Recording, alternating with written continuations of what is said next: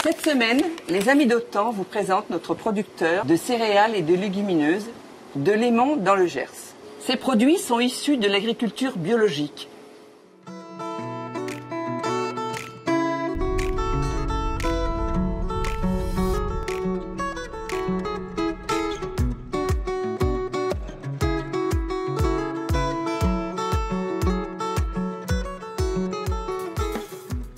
Donc Pierre-Brice Saint-Cernin, exploitant paysan sur la commune de Lémont à la ferme Las Parrettes.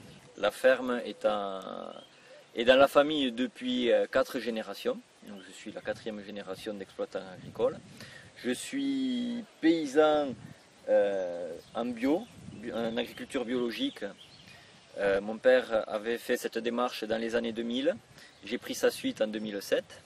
Et depuis peu, je passe un peu plus vers une démarche proche de la nature en convertissant la ferme vers une agriculture régénérative, c'est-à-dire en touchant le moins possible la terre, en employant des produits que je me fabrique moi-même sur l'exploitation, avec des thés de compost oxygénés ou des macérations de plantes, c'est-à-dire macération d'ortie, de consoude, et autres plantes comme de la prêle. Donc là nous nous trouvons dans un champ de blé. Ce champ de blé a été implanté au mois de novembre.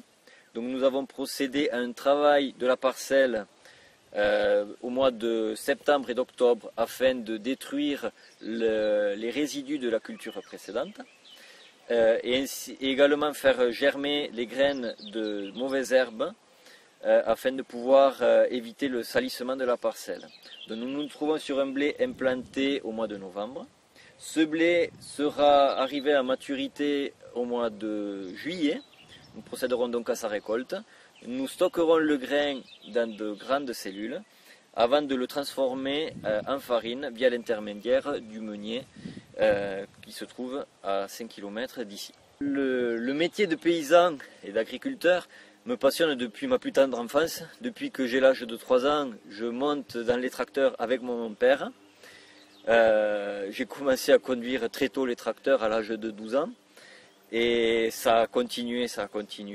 Et au fur et à mesure que le temps passe, je me découvre d'autres passions au niveau agronomique et comprendre la nature des sols, la nature des plantes, comment vivent les plantes en symbiose avec les micro-organismes du sol et les champignons du sol. Donc les difficultés qui peuvent se rencontrer dans le monde agricole sont l'essentiel sont la météo. Nous sommes tributaires du temps et avec l'évolution actuelle des conditions climatiques, nous avons de grosses périodes où nous avons beaucoup d'eau, puis de grosses périodes de chaleur et de sec. Ce sont des à-coups climatiques qui font prendre conscience que nous sommes de plus en plus exposés à des dangers et qu'il faut essayer de remédier à tout ça. D'où l'intérêt d'essayer de nourrir le sol avant de nourrir la plante pour que ce sol restitue l'alimentation à la plante.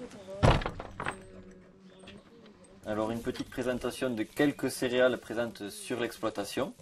Donc on va commencer par les céréales, donc avec le blé qui est la production de base de la ferme.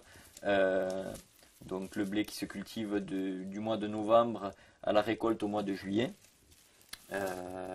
Voilà. Ensuite nous avons 2 céréales anciennes que sont le grand épeautre, qui est une céréale ancienne qui est à la base de l'origine de la culture du blé. Donc c'est pour ça que les épis sont très proches visuellement.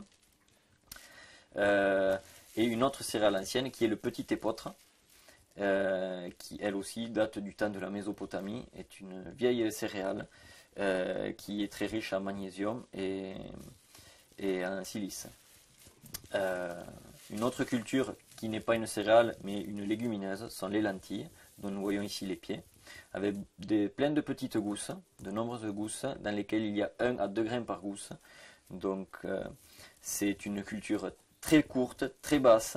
Là nous voyons la plante en entier. C'est une plante qui se cultive du mois de mars, implantation de la graine au mois de mars, et qui se récolte au mois de juillet, donc peu de temps après le blé.